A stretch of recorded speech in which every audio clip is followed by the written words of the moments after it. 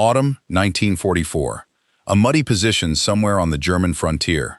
A German soldier, cold, tired, and dug in, watches something happen on the American side of the line that he genuinely cannot fit into his understanding of what a war is.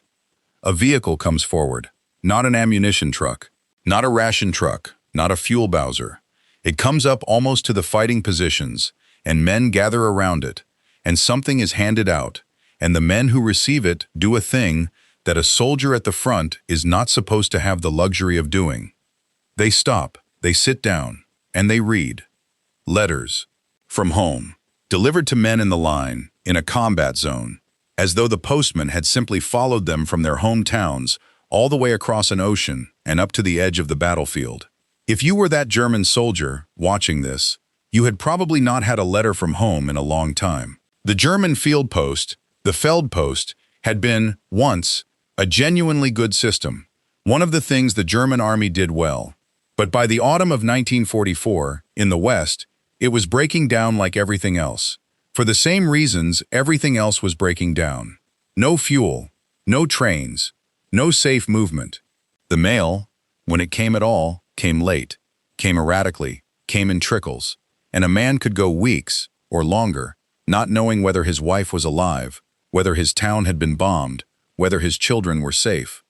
And here were the Americans, getting letters, in the line, regularly, as a matter of routine. To a certain kind of German military mind, this was proof of exactly what he already believed about the Americans. It was soft, it was sentimental, it was unmilitary. A serious army does not run a postal service up to the front line in the middle of a battle. A serious soldier does not need his mother's letters to do his duty. This was the behavior of a nation that did not understand war, that treated its soldiers like homesick children rather than like instruments of state policy. He was wrong, and the mistake he was making was the same mistake his army made about the Americans, over and over, in a dozen different forms, and it is the mistake this entire channel exists to document. He thought the mail was a comfort. It was not a comfort. It was ammunition. Because here is the figure, and it is one of the most astonishing logistical facts of the entire war, and almost nobody knows it. Over the course of the Second World War, the United States military moved billions of pieces of mail between its soldiers and the home front. Billions. At the peak, the Army Postal Service was handling mail on a scale that rivaled the entire pre-war civilian postal system of a major nation, and it did this while also moving the fuel, the food, the ammunition, the tanks, and everything else across the same oceans, on the same ships, through the same ports. The United States decided at the highest level that getting a letter from home to a soldier in a foxhole was worth ships, worth aircraft, worth trucks, worth the scarce cargo space that everything else was also fighting for. And it made that decision on purpose, for a hard-headed, unsentimental reason, that the German officer sneering across the line had never seriously considered. The Americans had understood that morale is not the opposite of logistics. Morale is logistics.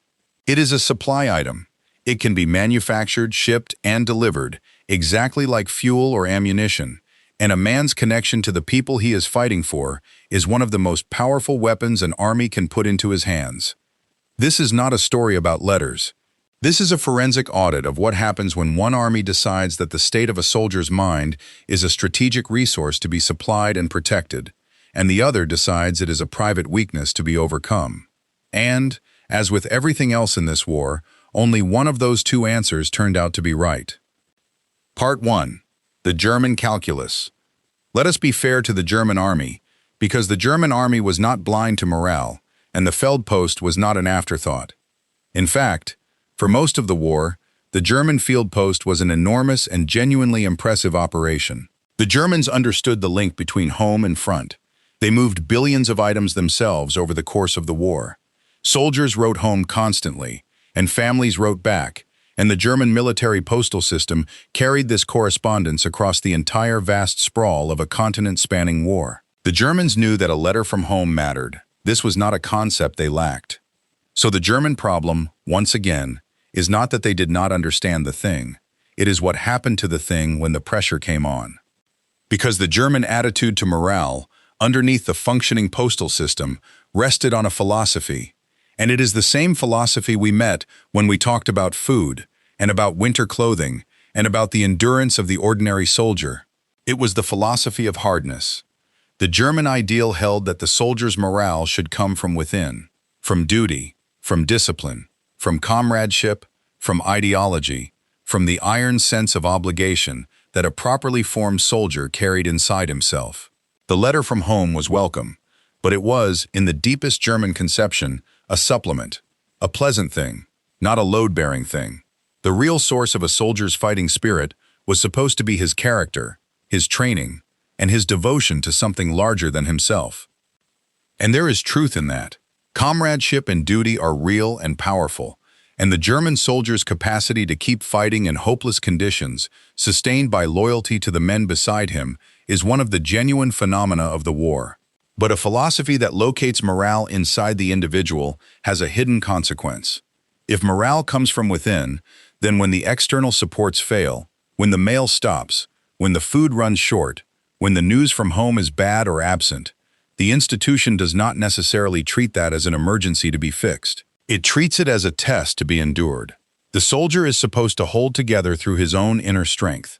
His mind, like his stomach and his frozen feet, becomes one more thing he is expected to master through sheer will. And so when the German logistical system collapsed in the last year of the war, and the mail became one of the many things that could no longer reliably move, there was no institutional reflex that said, "This is a crisis, mail is a weapon, we must protect its delivery at all costs."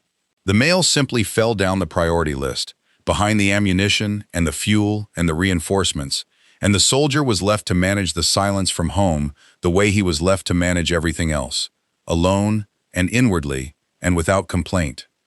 Now compound that with what the news from home actually was, by 1944. For a German soldier in the last year of the war, a letter from home was not necessarily the thing an American letter was. An American soldier's letter came from a country that was untouched, prosperous, safe, and confident of victory.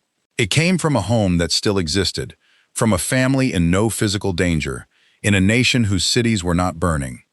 A German soldier's letter, if it came at all, came from a country under a rain of bombs. It might tell him that his city had been hit, that his house was gone, that people he loved were dead or missing or homeless. The connection to home, for the German soldier, was increasingly a connection to catastrophe, and the very system that might have carried that news to him was itself collapsing, so that often he got nothing at all, and the nothing was its own kind of torture. That is the German calculus, a postal system that had once been excellent, breaking down under the same collapse that broke everything else. A military philosophy that treated morale as an internal resource the soldier should supply himself, rather than an external one the army was obliged to deliver. And a home front that, when it could reach him at all, increasingly reached him only with news of disaster, so that even the letters that got through were as likely to break a man as to sustain him. Now let us look at the vehicle that came up to the American line with the mail. Part 2. The American Answer. The American Army treated the mail the way it treated fuel, and ammunition, and plasma, and socks, as a supply item, to be studied, engineered, mass-produced, and delivered, with the full weight of American industrial and organizational genius behind it. And the centerpiece of it is a piece of engineering so elegant that it deserves to be far more famous than it is. It was called VMail. Here is the problem VMail solved. Mail is bulky. Billions of letters, written on paper, in envelopes, weigh an enormous amount and take up an enormous amount of space. And cargo space on ships and aircraft crossing the Atlantic was the single most precious, most fought-over resource of the entire war. Every ton of letters was a ton not spent on shells or fuel or food. The mail and the ammunition were competing for the same hold on the same ship. So the Americans did to the mail what they did to everything. They engineered the problem away. Under the VMail system, a soldier or a family member wrote their letter on a special standardized form. That form was then photographed, reduced onto microfilm. Thousands of letters became a single small roll of film, a fraction of the weight and a tiny fraction of the volume of the original paper. The film was flown across the ocean. And then, At the far end, near the theater of operations, the microfilm was used to print the letters back out at reduced size, and those small printed letters were delivered to the soldiers. Think about the sheer cleverness of that. A whole ship's hold of letters, compressed onto a few rolls of film, flown across an ocean, and reconstituted into physical mail at the other end. It saved staggering amounts of cargo space, space that went straight back into the war effort. One estimate held that the mail, which would have filled dozens of shipping containers as paper, could be reduced to a single container as microfilm. That is not a comfort measure. That is a nation applying its most sophisticated industrial thinking to the problem of getting a mother's words to her son in a foxhole, because it had decided that getting the mother's words to the son was worth applying that thinking to.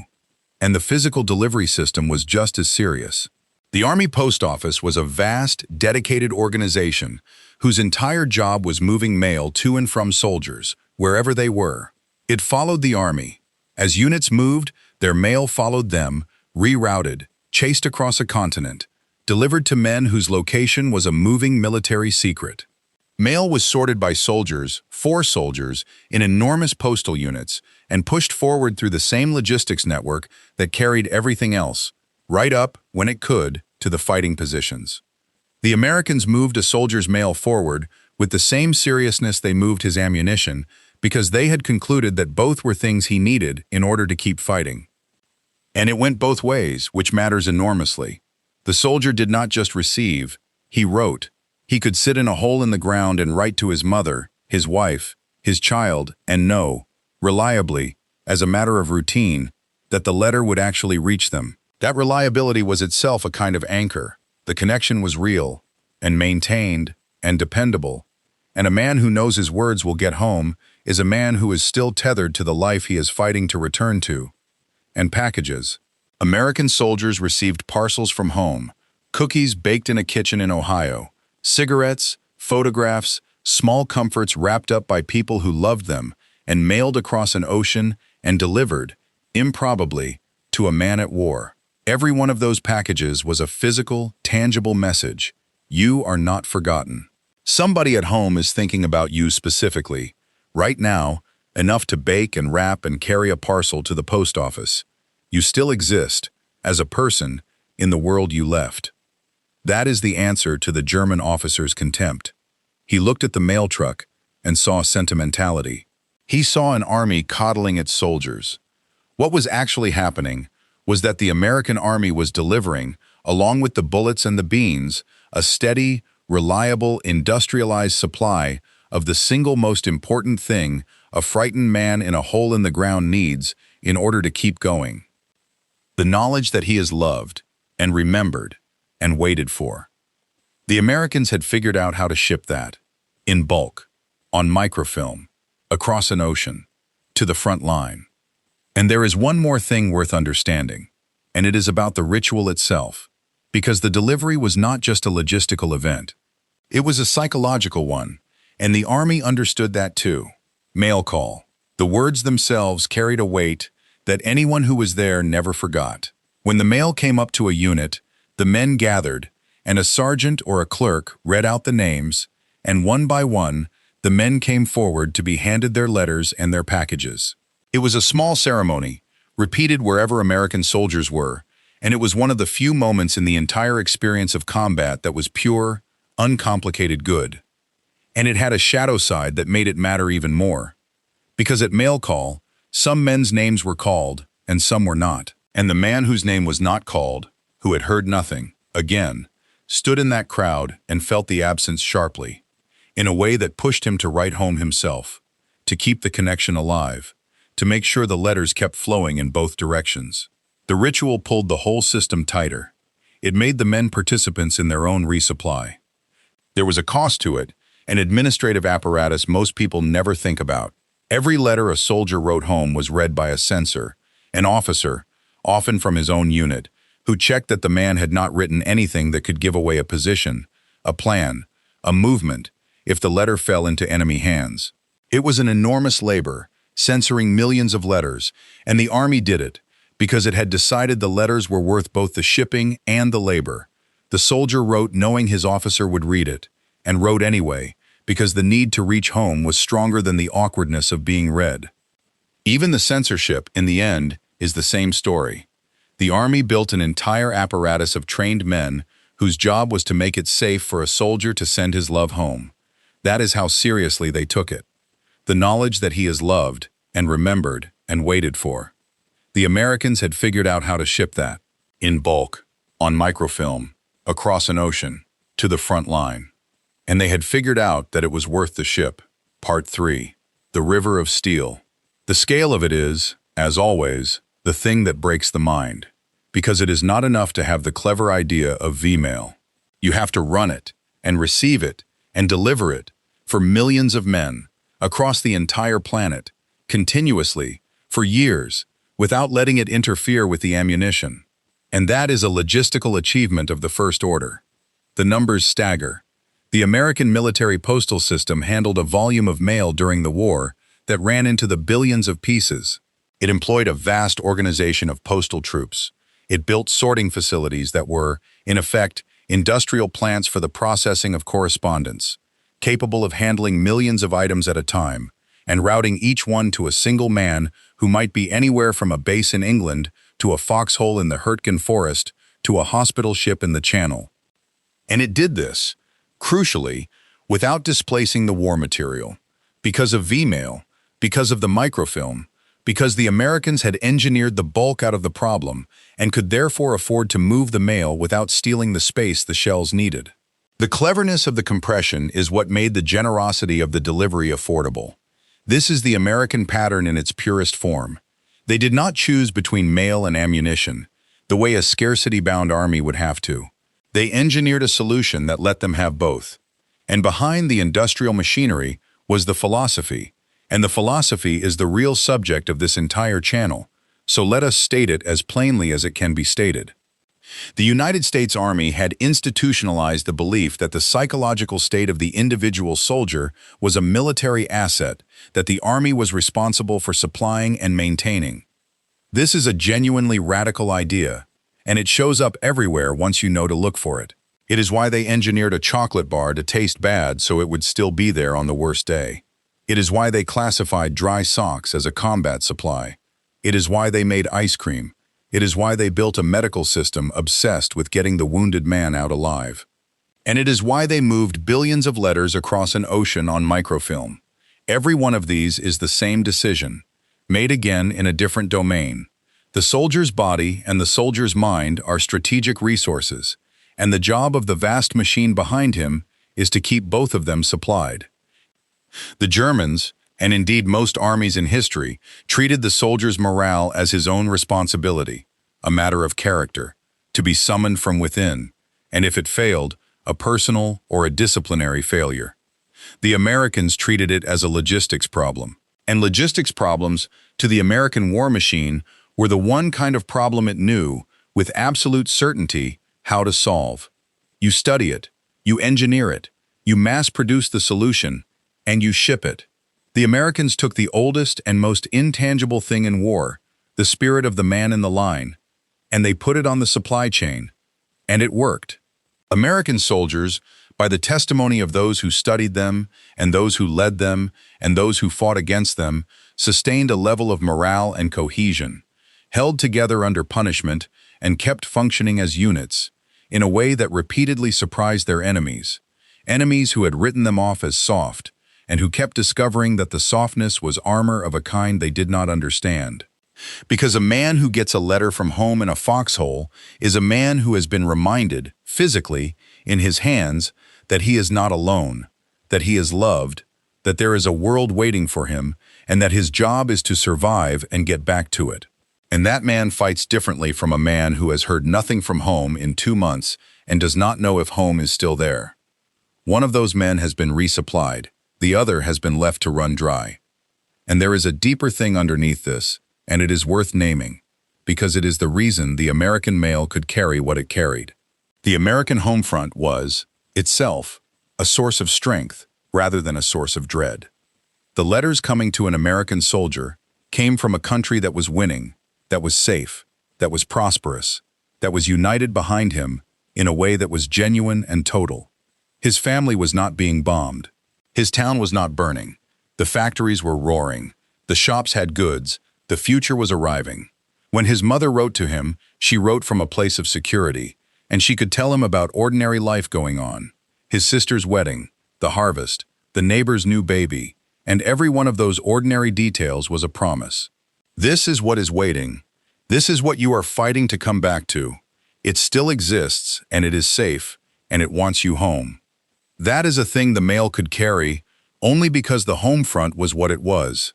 The American soldier was not merely being sent letters. He was being sent, in every envelope, the proof that the thing he was fighting for was real and intact and worth the fight. And that proof was, in itself, one of the most powerful weapons in the entire American arsenal, and it cost nothing to manufacture, because the home front manufactured it simply by being safe and prosperous and going on with life. Because a man who gets a letter from home in a foxhole is a man who has been reminded, physically, in his hands, that he is not alone, that he is loved, that there is a world waiting for him, and that his job is to survive and get back to it. And that man fights differently from a man who has heard nothing from home in 2 months and does not know if home is still there. One of those men has been resupplied.